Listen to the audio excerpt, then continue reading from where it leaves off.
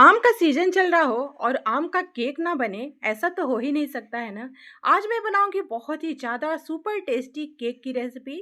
Mango सूजी cake. आज मैं बहुत ही ज़्यादा टेस्टी मैंगो सूजी केक बनाऊंगी। बहुत ही ज़्यादा टेस्टी लगती है, सॉफ्ट बनती है और इसमें ना ही आपको आटा की ज़रूरत है, ना ही मैदा की ज़रूरत है और ना ही आपको बेकिंग सोडा, बेकिंग पाउडर किसी भी चीज़ की ज़रूरत नहीं है। हेलो फ्रेंड्स, आप सभी का मेरे चैनल में बहुत बहुत स्वागत है। फ्रेंड्स, आज हम बनाएंगे बहुत ही टेस्टी रेसिपी।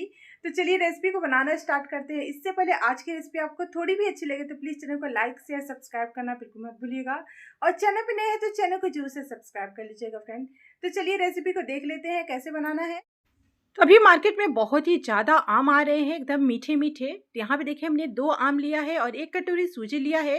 तो सूजी बारीक हो या मोटा हो आप कोई भी ले सकते हैं। यदि मोटा हो तो आप इसे थोड़ा-सा पीस लीजिएगा मिक्सी जार में डाल कर के। तो यहाँ पे सबसे पहले हम क्या करेंगे, आम को कट कर लेंगे। तो यहाँ पे हमको आम का पल्प चाहिए। तो देखिए यहाँ पे हम निकाल लेते हैं आम को पल्प। देखिए इस तरीके से। तो दोस्तों आज की रेसिपी बहुत ही ज़्यादा टेस्टी है। एक बार इस तरीके से आम का केक बनाइए, आपको बहुत ही पसंद आएगी।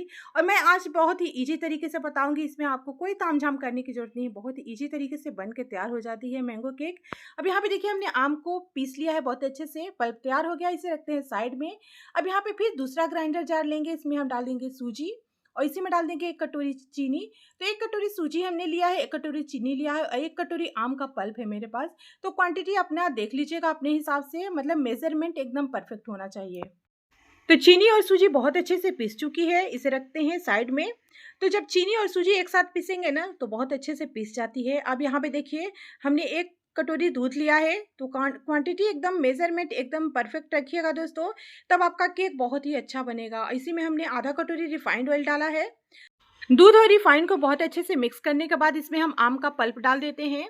तो आम की क्वांटिटी आप अपने हिसाब से रख सकते हैं, आप थोड़ा ज़्यादा भी ले सकते हैं, कम भी कर सकते हैं, इसमें कोई इश्यूज नहीं है।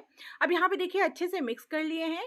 अब इसमें हम डालेंगे सूजी और जो चीनी पीस कर रखा था ना, इसे भी थोड़ा थोड़ा डालेंगे और इसे मिक्स करते जाएंगे। तो यहाँ पे एक साथ नहीं डालना है, बस थोड़ा थोड़ा डालेंगे और इसे मिक्स करते जाएंगे, नहीं तो गांठी गुठलियाँ पड़ जाती है। अब यहाँ पे देखिए बहुत अच्छे से हमें मिक्स कर लेना है। यहाँ पे हमने बहुत अच्छे से मिक्स कर लिया है। अभी आपको लग रहा होगा कि गीला है, लेकिन ये थोड़ी देर रखने के बाद ना बहुत ही गाढ़ा हो जाएगा। अब इसमें हम डालेंगे 1 कटोरी कस्टर्ड पाउडर। तो यहाँ छोटी कटोरी से हमने 1 कटोरी कस्टर्ड पाउडर डाला है।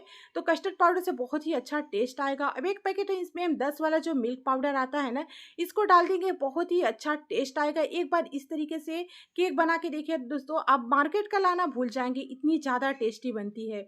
अब यहाँ पे देखिए सभी चीज़ों को मिक्स करके हम रख देंगे साइड में 15 मिनट के लिए। केक का बैटर रेस्ट कर रहा, तब तक हम केक टिन तैयार कर लेते हैं। तो देखिए यहाँ पे मेरे पास केक टिन भी है और ये पतीला भी है। तो मैं आज पतीले में ही बनाऊंगी, क्योंकि पतीला का थोड़ा सा तला भारी है, इसलिए मुझे सबसे अच्छा इसी में लगता है और बहुत ही अच्छा इसका शेप भी बनता है केक का।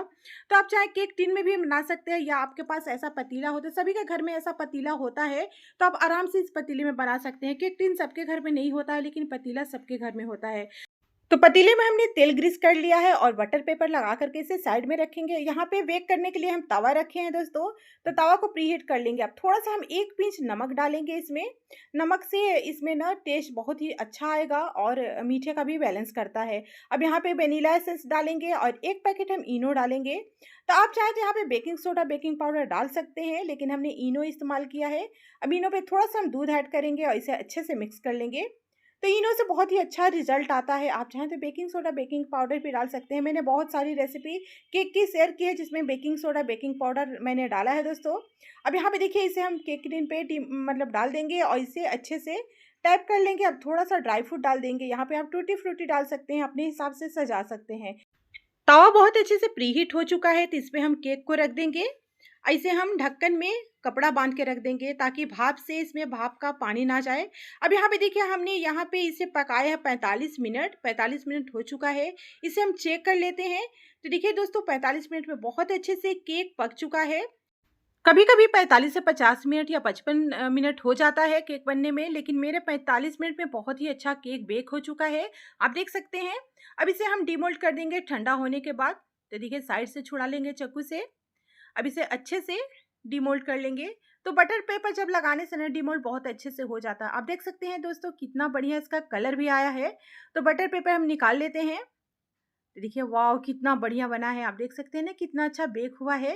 तो दोस्तों एक बार इस रेसिपी को इस तरीके से बनाइए, आप जो भी टिप्स हमने बताए हैं सबको फ़ॉलो करिए, आपका केक बहुत ही अच्छा बनेगा। इस देखिए कितना मॉइस्ट बना है, बहुत ही ज़्यादा टेस्टी केक बना है दोस्तों।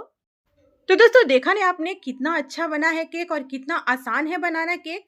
तो इस सीजन में आप ज़रूर से इस केक को बनाइए, आपको बहुत ही पसंद आएगी, आपके बच्चे बड़े सब बहुत ही तारीफ़ करेंगे। जिसको भी खिलाएँगे ना सभी लोग बहुत ही तारीफ़ करेंगे, इतना ज़्यादा टेस्टी बना है केक। तो देखिए इसे हम कट करके दिखाते हैं कितना सॉफ्ट है, आप देख सकते हैं कट करने से आपको पता चल रहा होगा कि कितना सॉफ्ट है। तो देखिए मैं इसे दिखाती हूँ कितना सॉफ्ट है, आप देखने से पता चल रहा होगा दोस्तों। तो रेसिपी थोड़ी भी पसंद है तो लाइक ज़रूर कर दीजिएगा, हाइप का भी ऑप्शन खुला है तो ज़रूर से हाइप करिएगा। मिलते हैं नई रेसिपी के साथ, तब तक के लिए बाय बाय।